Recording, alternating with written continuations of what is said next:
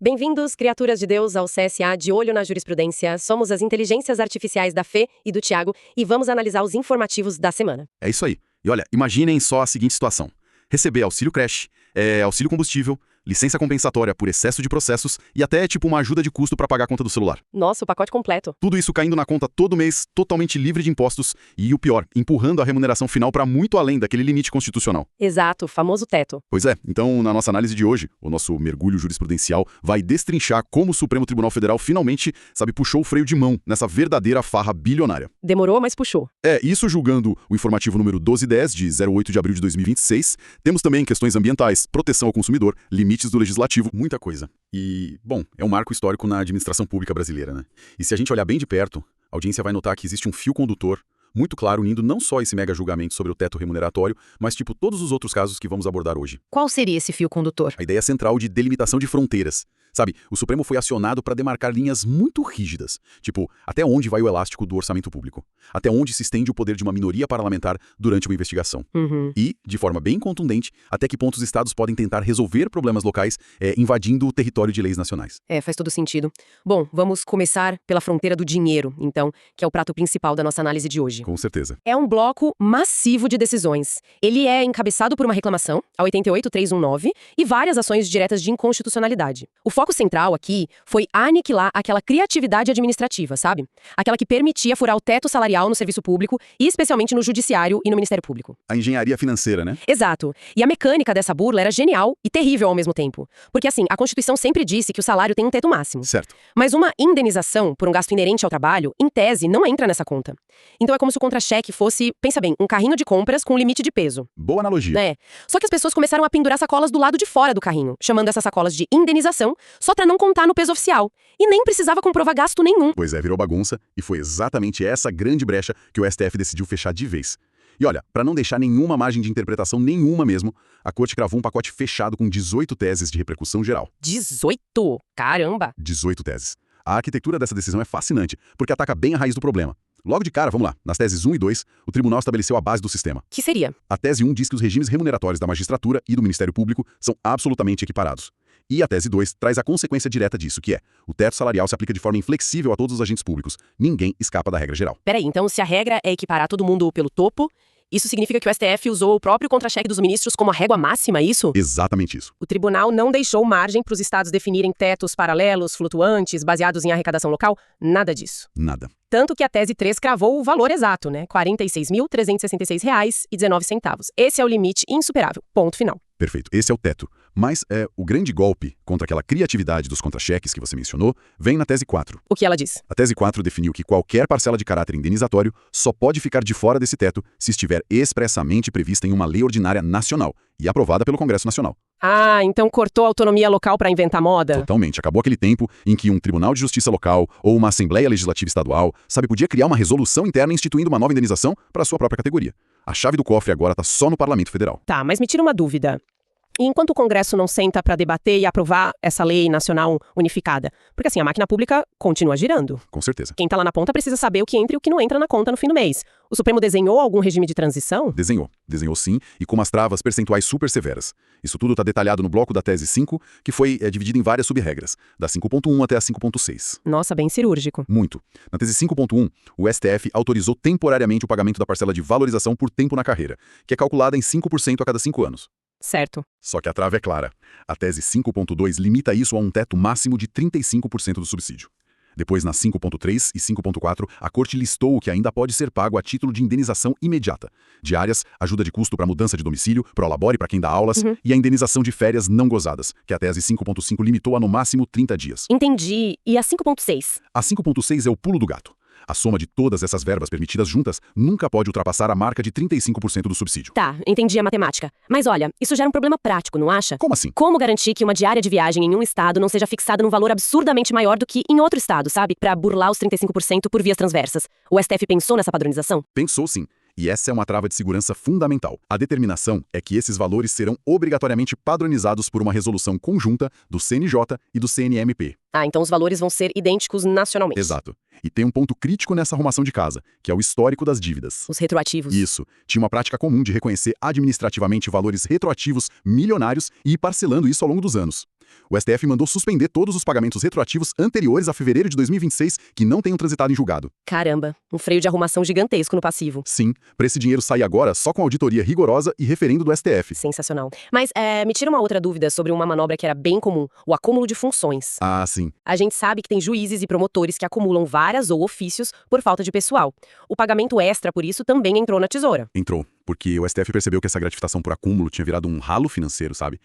A regra fixada diz que o pagamento extra só é devido se houver atuação real e simultânea em órgãos jurisdicionais distintos, tipo julgar processos em duas varas diferentes. Faz sentido. E o que foi proibido? Ficou terminantemente proibido pagar isso para quem só exerce funções que já são inerentes ao cargo original, tipo participar de comissão administrativa do tribunal ou atuar no plenário. E a Corte frisou que isso se aplica igualmente ao Ministério Público no acúmulo de ofícios. Certo. Então nós cobrimos as teses 1 a 5, com as indenizações transitórias e o acúmulo. E a tese 6, o que a Corte declarou como direito inquestionável que escapa do teto de vez. A tese 6 foi super taxativa ao listar as exceções permanentes. Ficaram protegidos só os direitos sociais clássicos garantidos pela Constituição a qualquer trabalhador. Tipo o 13º. Isso. 13º, terço constitucional de férias, abono de permanência, gratificação por funções eleitorais e o auxílio saúde. Tá, o auxílio saúde sobreviveu. Sobreviveram, mas com uma condição bem pesada. Só escapa do teto o valor que for efetivamente comprovado mediante notas fiscais ou recibos de plano de saúde. Acabou aquele repasse automático de valor fixo sem comprovar gasto? Acabou. E aí entramos na parte que a nossa audiência mais gosta. A lista dos cortes, a retroescavadeira do Supremo, né? Porque a tese 7 e a tese 8 vieram derrubando os puxadinhos dos contra-cheques. O que exatamente foi fulminado pelo STF nessas teses? Olha, o corte foi profundo e imediato. A tese 7 declarou a inconstitucionalidade de um vasto catálogo de auxílios criados por leis estaduais isoladas. Caiu o auxílio natalino, auxílio combustível, auxílio moradia, auxílio alimentação, auxílio creche, Nossa. indenização por serviço de telecomunicação e aquelas famosas licenças compensatórias por acúmulo de acervo. Até esquema de licença que dava folga a cada 3 dias trabalhados foi extinto. Foi uma varredura. Foi. E para lacrar qualquer saída, a tese 8 proíbe de forma absoluta a conversão em dinheiro de qualquer licença-prêmio ou compensatória que não esteja nas permitidas. Basicamente, o Supremo secou a fonte local. E se alguém quiser criar uma nova nomenclatura criativa no futuro, tipo, mudar o nome do auxílio pra continuar pagando a mesma coisa? Aí entram as teses 9 e 10, que já bloqueiam esse caminho. Como? A tese 9 exige que novas verbas indenizatórias só nasçam por lei federal ou decisão direta do Supremo. E a tese 10 diz que cabe ao CNJ e ao CNMP uniformizar totalmente a taxonomia dessas verbas. Ninguém mais pode transformar auxílio-livro em bolsa-estudo para disfarçar. Uniformização semântica garantindo o controle. Adorei. Mas me diz uma coisa, e as outras carreiras jurídicas? Boa pergunta. As teses 11, 12 e 13 expandiram essa malha fina. Pra quem? O Supremo estendeu todas essas proibições rigorosas para a galera dos tribunais de contas, para as defensorias públicas e para a advocacia pública. Ah, os advogados públicos entraram na roda também. Sim, e no caso deles, o STF resolveu uma polêmica histórica. Cravou que o somatório do salário base com os honorários advogatícios de sucumbência não pode, de jeito nenhum, furar o teto. Uau, isso é enorme. E mais, definiu que os fundos que gerenciam esses honorários são dinheiro público, sujeitos à auditoria e não podem ser usados de forma camuflada. O que levanta uma questão imediata, sabe? Sobre as outras carreiras administrativas. O pessoal do Executivo e do Legislativo, os técnicos, os analistas, eles também entram nesse pacote de regras? Digo, eles podem pegar carona nas verbas que o STF autorizou? Não, é o oposto. A tese 14 veda expressamente o uso dessas novas regras por analogia para outras carreiras. Entendi. A régua de lá não serve para cá. Exato. Como os servidores do Executivo e Legislativo têm estatutos e realidades orçamentárias diferentes, eles não podem usar essa decisão do STF para pedir, na via administrativa, as verbas permitidas para os juízes. Para amarrar esse pacote todo, faltam as 4 últimas teses, né? Da 15 a 18, que são de governança. Como o STF vai vigiar um sistema tão complexo em dezenas de tribunais espalhados pelo país? Com transparência extrema, olha só. A tese 15 obriga todos os órgãos a publicarem na internet todo mês o valor exato, em reais, recebido por cada membro, detalhando cada rubrica. Escrutínio público total. Isso. A tese 16 dá caráter estrutural à decisão, ordenando que o CNJ seja o grande fiscalizador. A tese 17 crava o início da vigência para abril de 2026. E a 18? A tese 18 desafoga o próprio Supremo. Ela autoriza que os relatores do STF julguem de forma monocrática, sozinhos no gabinete, qualquer novo processo que tente questionar essas diretrizes. Sensacional. Nós vimos de forma exaustiva como o STF cortou os puxadinhos financeiros para proteger a integridade do orçamento. Cobrimos as 18 teses. Mas o dinheiro não é o único recurso limitado que o Supremo precisou salvaguardar esta semana. Verdade. O tempo também é. Exato. O que nos leva à tentativa de prorrogação indefinida da chamada CPI do INSS. O mandado de Simeano C40.799 do Distrito Federal. Esse mesmo. A defesa tentou esticar a corda aqui. O argumento deles foi o seguinte. Bom, se instaurar uma CPI é um direito potestativo da minoria, a minoria também teria o direito inerente de prorrogar essa investigação até que todos os fatos fossem apurados. Onde que essa lógica tropeça? Tropeça na separação entre o que é o ato de criação e o que é o ato de funcionamento, sabe? O STF traçou uma linha muito clara. É verdade, criar uma comissão de inquérito é direito da minoria. Uhum. Mas o funcionamento dela obedece a regras regimentais coletivas. A exigência da Constituição de que a CPI tenha um prazo certo não é só uma burocracia chata, é uma garantia estrutural contra a eternização de investigações políticas. Claro, para não virar palanque eterno. Exato. E o tribunal fez um paralelo muito didático com o próprio judiciário. Nem mesmo um juiz ou um promotor pode conduzir um inquérito sem prazo ou sem um controle fundamentado das prorrogações. Então o parlamento não pode ter um superpoder ilimitado no tempo que nem o próprio judiciário tem. Perfeito. A prorrogação não é um direito líquido e certo da minoria. Ela depende de deliberação interna da Casa Legislativa. É a lógica de que o prazo certo impede que a comissão vire, tipo, uma inquisição permanente pairando sobre a cabeça do investigado ad eterno. Com certeza. Bom, fazendo a transição da fronteira do tempo para as fronteiras geográficas, o resto do nosso mergulho nos informativos revela uma série de estados da federação tentando consertar o encanamento dos seus apartamentos, mexendo diretamente na tubulação principal do prédio inteiro. Adoro essa analogia do síndico. Né? O STF precisou barrar leis do Mato Grosso, de Minas Gerais e do Tocantins, porque todos eles tentaram legislar fora da própria caixinha, fora de sua competência.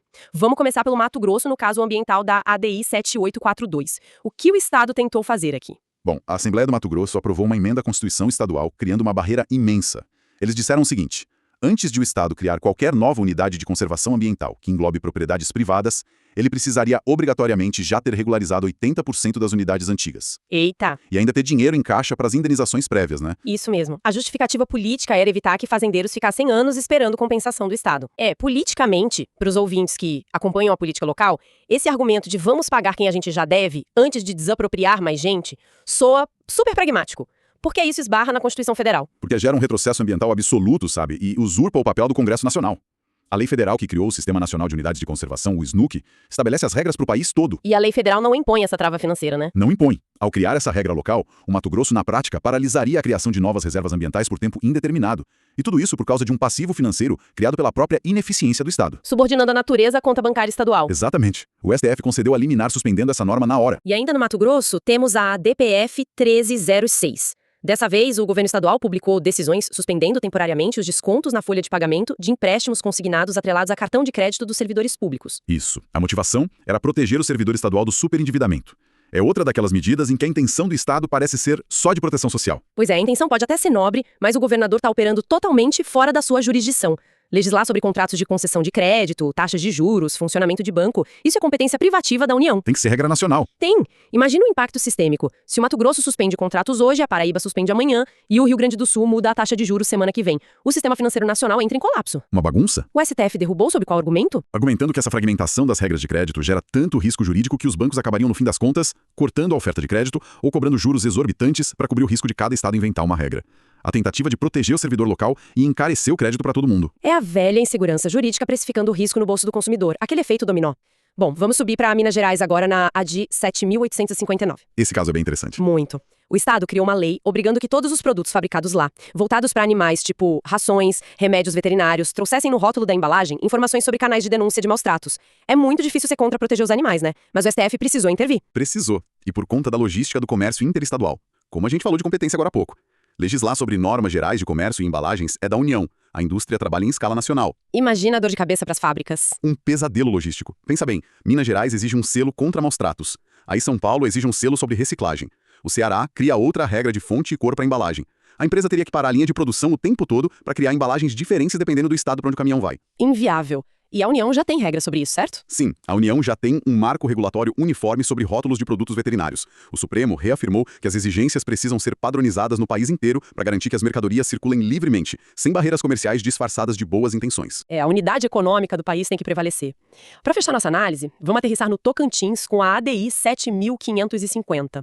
Esse é um tema super sensível no Brasil, a regularização fundiária. É um caso estrutural, sem dúvida. O Tocantins editou uma lei que basicamente convalidava, ou seja, tornava oficiais e definitivos os registros imobiliários de terras rurais que não tinham nenhuma origem em um título de alienação ou concessão expedido pelo poder público no passado. Nossa. Era transformar o famoso contrato de gaveta ou a posse irregular de terras em propriedade com carimbo oficial. De forma automática e em massa. O STF precisou lembrar o Estado que cartório não é máquina do tempo, né? Não dá para usar uma lei estadual para branquear a ocupação de uma terra pública, apagando o fato de que a origem daquela ocupação nunca teve autorização do Estado. Exato. Quais foram os pilares que a Corte usou para derrubar isso? Foram vários, olha.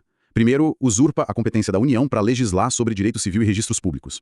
Segundo, e eu acho que esse é o mais impactante para o nosso país, a Constituição é explícita ao dizer que terras públicas não podem ser adquiridas por uso capião. Não pode? Quando o Estado cria um atalho no cartório para legitimar posses sobre áreas que são do patrimônio público, ele ignora o regime de reforma agrária, burla a exigência de licitação e atropela a função socioambiental da propriedade. Sem passar pela vistoria individualizada do INCRA, essa validação cega facilmente a acabar transferindo terras de comunidades tradicionais ou de preservação para a mão de grileiros. Caramba! Fica muito evidente o papel do STF em manter as cercas no lugar. Em todos esses casos, né? Sim. Se a gente parar para analisar todo o panorama de hoje, seja definindo que o salário não pode virar indenização camuflada, que a investigação da CPI não tem o poder do tempo infinito, ou que estados não podem reescrever as regras do sistema financeiro ou dos registros de terras para apagar problemas locais, a mensagem final é muito cristalina. Sem dúvida. O Estado de Direito só se sustenta em pé através da previsibilidade. A obediência é irrestrita aos limites da competência de cada poder, de cada ente da federação, não é só um apego à burocracia. É a regra do jogo. É o que impede o sistema de virar um caos, onde cada um cria a própria regra conforme a conveniência do momento. Perfeito. Então fica uma reflexão para todos que acompanham a nossa análise.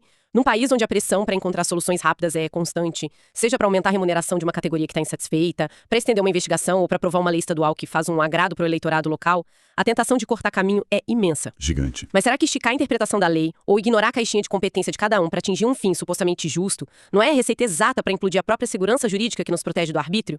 É de se pensar até que ponto o atalho compensa a erosão das regras do sistema. Reflexão cirúrgica. Chegamos ao fim de mais um mergulho jurisprudencial denso e fundamental. Nosso muito obrigada pela escuta atenta. Continuem sempre de olho na jurisprudência, porque as fronteiras do poder estão em disputa o tempo todo. Até a próxima. Um abraço e até a próxima análise.